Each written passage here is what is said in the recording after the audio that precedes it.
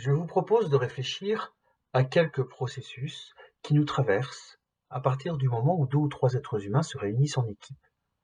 En particulier, la question des tensions et des conflits qui inévitablement émaillent la vie d'un groupe normalement constitué. Qu'est-ce qu'un conflit? Est-ce que c'est inévitable? Pourquoi est-ce que ça nous fait mal? Comment les dépasser? Je n'ai pas la prétention de répondre à ces questions, mais plutôt d'apporter quelques éclairages nourris à la fois des connaissances issues de la psychologie sociale et aussi de notre vie chrétienne. Et j'espère que cela pourra nourrir vos échanges.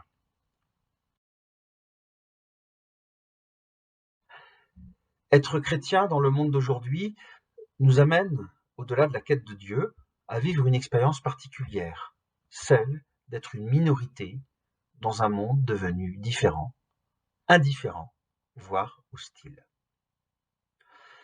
Alors que l'aspiration à la communion, la quête de Dieu dans la relation à l'autre, le service du bien commun, la vie communautaire a une place importante dans notre vie de chrétien, cette position de minorité peut nous amener à vivre une expérience particulière, puisque nous devons souvent nager à contre-courant de notre époque, voire, si nous exprimons nos convictions, subir la menace de la désapprobation et des jugements injustes.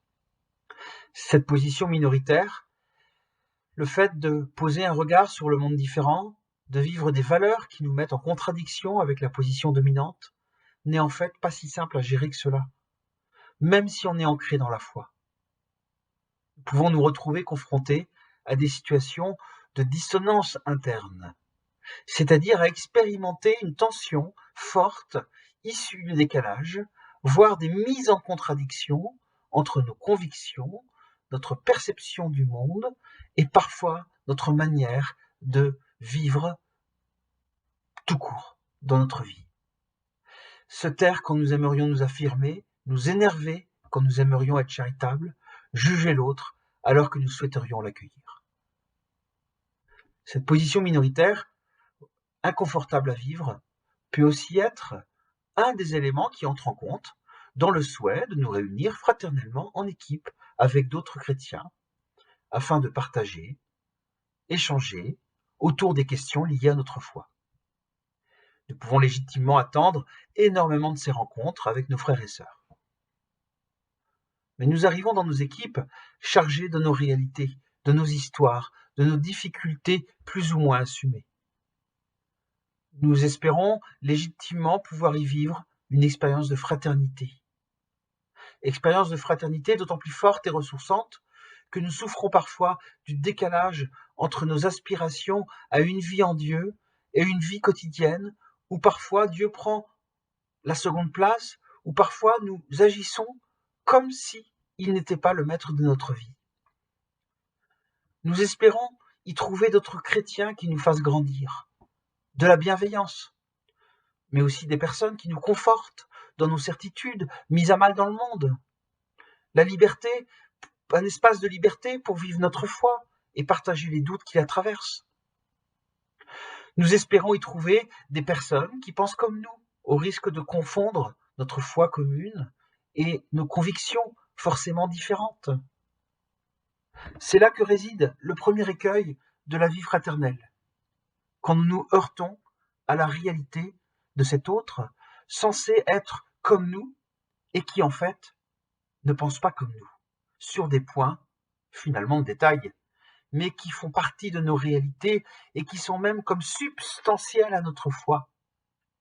Dans le sens que, désireux de mettre en accord notre foi et notre manière de vivre, nos choix éducatifs et notre foi, notre rapport au monde, à la consommation, au loisir et notre foi, parfois nous sommes amenés à faire des choix de vie qui nous mettent en position minoritaire et nous attendons inconsciemment que l'autre chrétien valide notre manière de vivre, valide concrètement ce choix, au risque d'oublier que si ces choix sont la conséquence de notre vie intérieure, ils ne sont pas prescriptions religieuses et que l'autre qui partage pourtant la même foi n'a pas le même cheminement et peut être amené à agir autrement.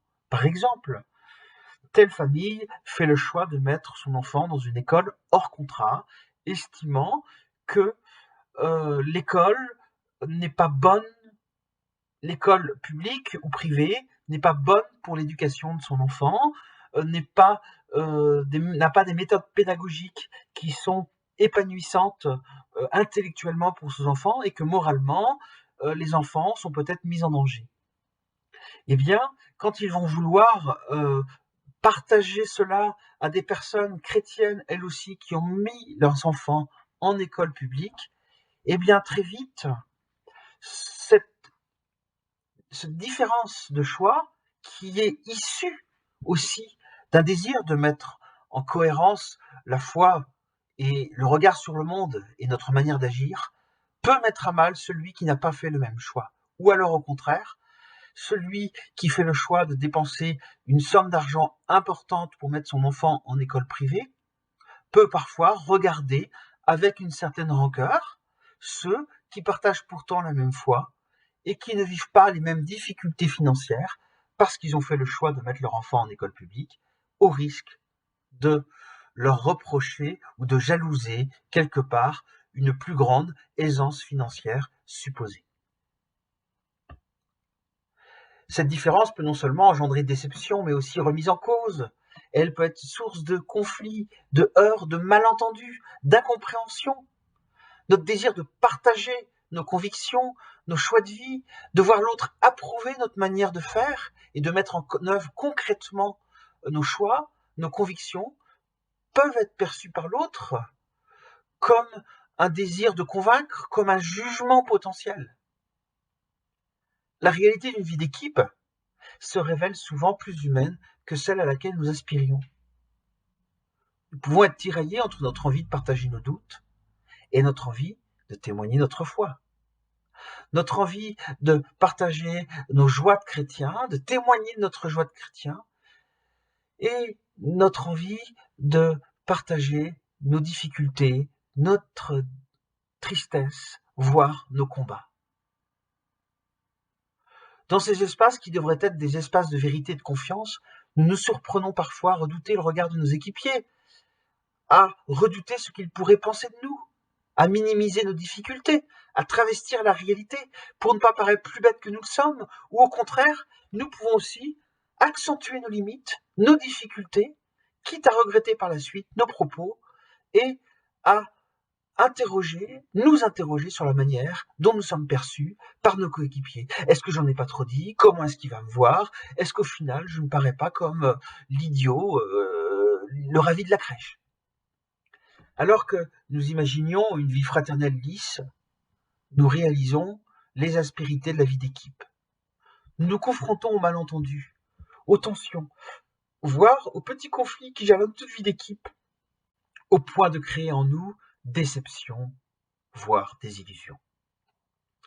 Certaines équipes restent particulièrement meurtries par des histoires inachevées, des blessures relationnelles mal cicatrisées, des départs précipités, des non-dits, sans parole explicite, ou accompagnés de reproches qui arrivent brutalement sans qu'il y ait eu de signaux préalables, des reproches déballés brutalement un soir de fatigue. De toute façon, vous ne m'avez jamais accueilli, vous ne m'avez jamais vraiment compris, vous n'avez pas vraiment cherché à nous intégrer. De toute façon, on ne s'écoute pas, vous connaissez, vous êtes entre vous, mais vous oubliez les autres. On tourne en rond, je préfère arrêter. Les tensions sont pourtant normales dans des groupes humains. Dans nos communautés, elles peuvent d'autant plus être douloureuses à vivre que nous aspirons, comme je l'ai déjà dit, à une communion légitime, et que notre idéal est de vivre en nous la charité et le pardon. Aucune communauté n'est pourtant épargnée par ce phénomène de groupe inévitable. Saint François lui-même a vécu au sein de la communauté des conflits, la communauté qu'il avait lui-même fondée. Il est pourtant un des plus grands saints de notre Église. Nous avons naturellement tendance à penser que lorsqu'il y a un conflit, une tension, un malentendu, tout est affaire de personnalité. Lorsqu'un malentendu émerge, lorsqu'un désaccord surgit, nous allons personnaliser les choses. C'est la faute à un tel, il a une personnalité particulière. Oui, mais moi je suis timide. S'il en disait moins, on n'en serait pas là. Oh oui, mais bon, elle a trop tendance à se taire, il est susceptible, il a le sang chaud, son ego n'est pas facile à gérer. Le conflit vient du latin qui veut dire conflictere, qui veut dire heurter. Faire groupe, c'est effectivement dépasser les caractéristiques de chacun pour se rassembler autour d'un but commun.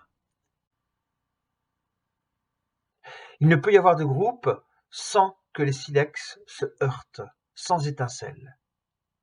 En se rencontrant, les silex font des étincelles, mais c'est petit à petit qu'ils se façonnent réciproquement pour en faire des pierres polies. Faire groupe, c'est se heurter à la réalité de l'autre et faire le choix de regarder ce qui nous rassemble, ce qui nous unit, plutôt que ce qui nous désunit. Un groupe, c'est une dynamique d'individus qui doivent s'intégrer dans un collectif afin d'adopter une ligne de conduite commune. C'est donc à la fois une dynamique d'appartenance, de construction d'un commun à partir de différences. Et il va s'opérer malgré nous des jeux de comparaison, des interactions, des affinités, des influences, des constructions de normes, des sentiments individuels, des sentiments collectifs, des confrontations d'imaginaire. L'important, ce n'est pas de les éviter, c'est d'en avoir conscience et de se rappeler que ce qui nous rassemble est plus important que ce qui nous divise.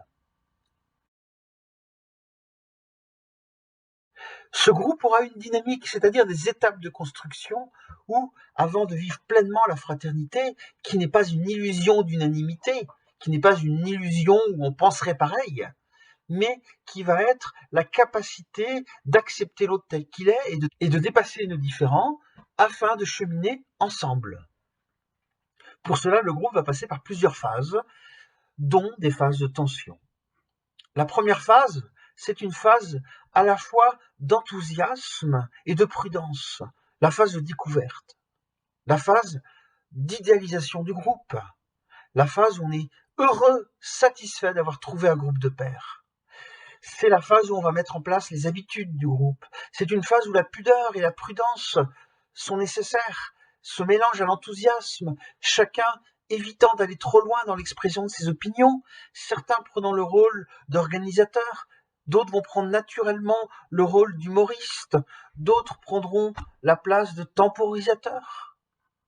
Cette prudence peut empêcher le groupe de s'accomplir, ces rôles prédéfinis vont peut-être ralentir la progression du groupe au départ, mais c'est une phase nécessaire, afin que le groupe ait un vécu en commun qui permettra de faire face à la seconde phase qui est concomitante de la vie d'un groupe, qui est la phase de confrontation aux individualités, ce que certains appellent la phase de tempête. C'est le moment, cette deuxième phase, où les tensions et les conflits vont apparaître. La connaissance réciproque s'approfondit. On réalise petit à petit que les membres du groupe ont des défauts. Nous pouvons être déçus. Nous-mêmes, nous réalisons que nous ne nous montrons pas forcément toujours sous notre meilleur jour. La différence peut alors être vécue comme une menace, menace à notre idéal d'équipe, menace à notre idéal de nous-mêmes, menace en l'idéal de l'autre qui nous sécurisait jusque-là. Une remise en question des raisons qui nous ont fait choisir de nous réunir ensemble. Sans nous en rendre compte, le besoin d'unité peut se manifester en peur d'être rejeté et jugé. Notre désir d'être accepté tel que nous sommes va se confronter à notre désir d'être nous-mêmes. Nous avons à la fois envie de ne plus nous cacher derrière un rôle, et en même temps, nous ne voulons pas que ce rôle nouveau, cette vérité dans la relation à l'autre, soit source de tension. Cela va nous mettre en tension, tension qu'il va falloir gérer. On peut passer de l'enthousiasme, de l'excitation à des sentiments plus négatifs. C'est là que le groupe commencera à exprimer des désaccords, des préoccupations différentes sur l'organisation, son fonctionnement, les leaderships qui se sont installés petit à petit, etc. C'est là que le diviseur voudra nous tenter de juger l'autre ou d'aller voir ailleurs, soit parce que je suis pas à la hauteur, soit parce que c'est le groupe qui n'est pas à la hauteur de mes aspirations. C'est là encore une fois que ce qui nous rassemble, le Christ, doit être plus fort que ce qui nous éloigne, c'est-à-dire la réalité de nos singularités. Et c'est dans la prière commune qu'il doit à ce moment-là être plus longue, plus forte, plus intense en début de tout rassemblement, que nous nous retrouvons et que nous créons notre unité dans la différence. Unité dans la différence qui n'est pas la négation de nos différences, mais qui est l'acceptation de ce façonnement réciproque par la rencontre de ces silex qui vont obligatoirement faire des étincelles pour pouvoir petit à petit se façonner. La troisième phase, après cette période de tension, sera une phase, on va dire, de normalisation du groupe, de mise en route dans le temps. La désidéalisation fait place à l'acceptation du décalage entre nos attentes et la réalité. Il est évident que nos blessures personnelles, notre histoire, nos désirs de réparation, qui font partie de notre vie dans le groupe, vont jouer un rôle dans la capacité à accepter la réalité de la perfection du groupe, dont on attend des temps. Cet effort pour dépasser nos différences et parvenir à des liens qui dépassent les égos va prendre bien sûr racine dans la prière, mais aussi dans notre capacité à accepter de nous montrer tels que nous sommes, à nos propres yeux, fragiles et imparfaits, mais aussi à l'autre. Et aussi dans l'acceptation que l'autre, parfois, ne peut pas nous accueillir tels que nous sommes. Le groupe va se concentrer sur son objectif commun plutôt que ce qui pourrait le diviser. Et c'est là que la quatrième phase va s'installer, la vie d'équipe renforcée proprement dite. Les membres de l'équipe vont cheminer ensemble malgré une conscience parfois très aiguë des différences. Les rôles deviennent plus fluides, les différences personnelles seront appréciées, mises à profit pour le but commun. Toutefois, le groupe reste fragile. Des changements importants, un départ, un nouvel entrant, une nouvelle organisation, peuvent faire vaciller cet équilibre précaire et peuvent faire revenir l'équipe dans son étape antérieure. Si les changements et les comportements peuvent faire vaciller l'équipe sont reconnus et identifiés, non pas comme une menace, mais simplement comme étant une réalité qui fait partie de la vie d'équipe, les équipiers pourront continuer leur chemin malgré les aléas inévitables et pourra apaiser les choses. Dans un groupe où des équipiers ont le désir de cheminer en Christ, nous ne sommes donc pas épargnés par ces mouvements humains. Il arrive aussi que même dans un groupe de partage entre chrétiens, que l'un des participants, de par son histoire, de par ses blessures, de par son cheminement singulier, de par son éloignement géographique, de par sa différence culturelle, vive sa différence comme un poids qui petit à petit devient un obstacle à ses propres yeux, alors que le reste de ses équipiers ne perçoivent pas cette différence comme un obstacle. Malgré l'accueil des autres membres du groupe, malgré les efforts de chacun pour mettre en valeur les qualités de ce membre, il peut arriver que la personne, petit à petit, n'assume plus cette place et vive même les efforts de ses coéquipiers comme le signe que sa différence n'est pas vraiment acceptée, comme le signe qu'il serait un boulet pour les autres. Il risque alors de s'enfermer dans plusieurs attitudes que nous-mêmes nous pouvons développer une fois ou l'autre.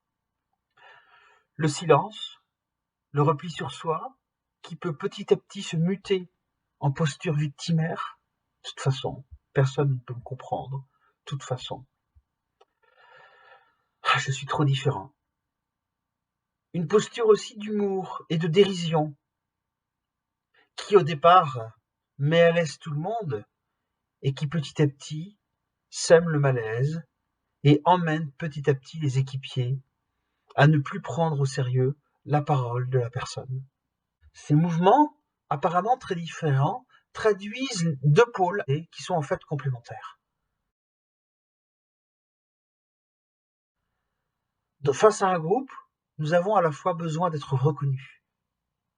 Nous recherchons des pairs, nous recherchons des groupes de référence, et en même temps, nous avons besoin de nous différencier d'autrui, d'être reconnus dans notre singularité, dans nos particularités.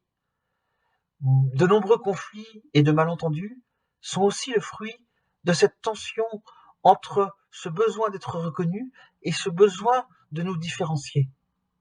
Tension inconsciente entre le désir d'être aimé et la peur d'être noyé dans la relation, ce qui va engendrer peur et interprétation. Même si nous pensons sincèrement être libérés du regard d'autrui, nous restons au fond de nous, péché originel oblige, prisonniers d'un certain nombre de peurs endémiques, animés par un certain désir de reconnaissance et une certaine peur de la désapprobation. De nombreux conflits prennent ainsi racine dans des malentendus qui ne viennent pas forcément de l'autre, mais dans nos difficultés à nous accueillir tels que nous sommes, et donc d'accueillir l'autre tel qu'il est. Dans notre capacité à imaginer, dans le regard de l'autre, dans la parole de l'autre, des jugements positifs ou négatifs, une évaluation de notre valeur qu'il n'a jamais faite, à projeter sur l'autre notre propre peur et nos jugements, la parole et le regard de l'autre pouvant être alors à la fois une attente nécessaire pour mon identité dans le groupe et aussi une menace potentielle pour mon ego. Le besoin de s'affirmer de l'un peut être alors interprété comme un besoin de dominer ou de s'imposer par l'autre, la remarque ou le désaccord de l'autre pouvant être interprété comme une désapprobation ou une critique insupportable.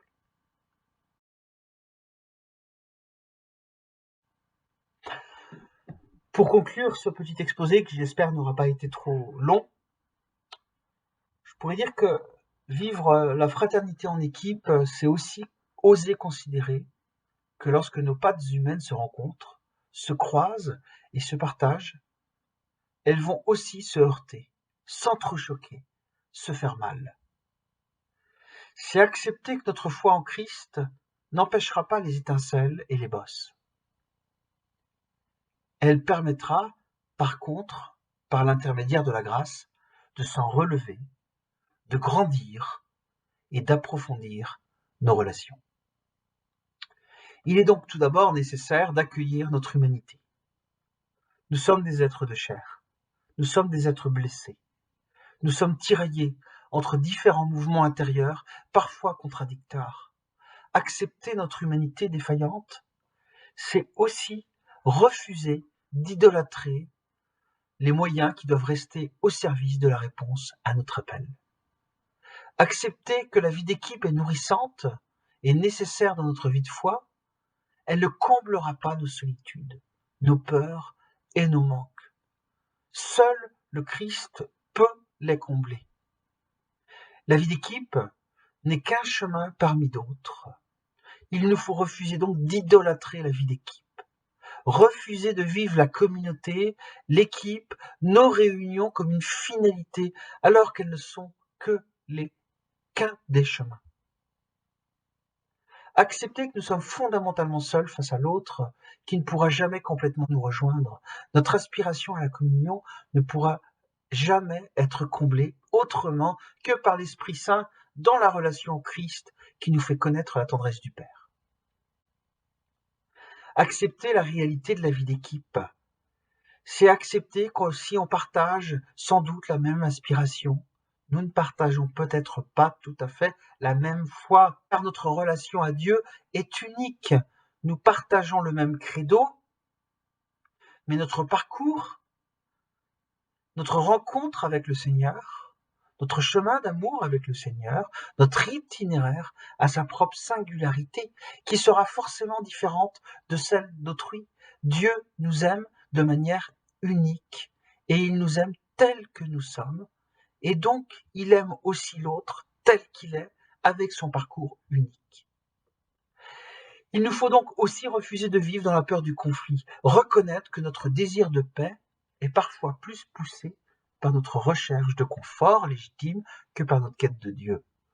Notre désir de paix, parfois, est simplement notre peur du conflit. Accepter que le conflit peut émerger, c'est éviter de paniquer quand le conflit arrive. C'est accepter que, ma foi, je suis humain et que peut-être même que c'est moi qui l'ai engendré. Eh bien, voilà, qu'est-ce qu'on va faire pour continuer à avancer et pour réparer ça? Pour cela, il est nécessaire d'apprendre à identifier les mouvements intérieurs qui nous traversent pour ne pas tomber dans des mécanismes persécutifs ou paranoïdes. Dans le sens que il est très facile de s'en prendre à l'autre ou d'imaginer que l'autre s'en prend à nous-mêmes. Il est nécessaire aussi d'accepter que chacun d'entre nous, nous développons des postures défensives, des comportements inconscients qui ont pour objectif de nous protéger. Face à l'émergence de nos angoisses, de nos peurs inavouables, nous pouvons céder à la tentation d'accuser l'autre, de le réduire à son comportement, de lui attribuer la responsabilité de nos propres mouvements intérieurs ou à l'inverse, notre propre capacité à nous mettre au centre de tous les conflits en considérant que nous sommes responsables, que nous sommes coupables des tensions ou des conflits émergents, au risque encore une fois d'oublier que dans une relation, nous sommes au minimum deux et que chacun a sa part de responsabilité et que personne n'est tout blanc, que personne n'est tout noir, que l'autre aussi a ses propres blessures et que l'autre aussi, malgré ce que j'imagine de lui, a ses propres richesses et ses propres pauvretés. Nous devons aussi refuser de nous identifier au rôle que parfois le groupe nous amène à jouer. Toi, tu es plutôt le comique, donc j'aurais du mal parfois à entendre ce que tu me dis. Toi, tu es plutôt le sérieux, donc tout ce que tu vas dire est toujours très important. Toi, tu es pas vraiment l'intellectuel, tu es l'organisateur, donc c'est toujours à toi qu'on va demander d'organiser la dimension matérielle. Et parfois même, je vais moi-même m'enfermer dans ce rôle-là. Et je vais oublier que chacun, nous sommes uniques et nous avons des places qui doivent bouger dans le groupe. Ça veut dire qu'à un moment donné, chacun peut avoir une place différente. Enfin, nous avons parfois aussi des difficultés à assumer la manière dont nous réagissons face aux autres. Notre différence de point de vue peut nous amener à nous rigidifier pour avoir raison, ou au contraire, peut nous amener à nous enfermer dans un silence et dans une posture de victime. Cela nécessite enfin de veiller à notre vie intérieure et spirituelle, afin que face à nos angoisses humaines, nos fragilités psychologiques, engendrées ou réveillées inévitablement par la confrontation au groupe, nous cessions résister aux assauts de l'adversaire, qui prendra un malin plaisir à mettre de l'huile sur le feu.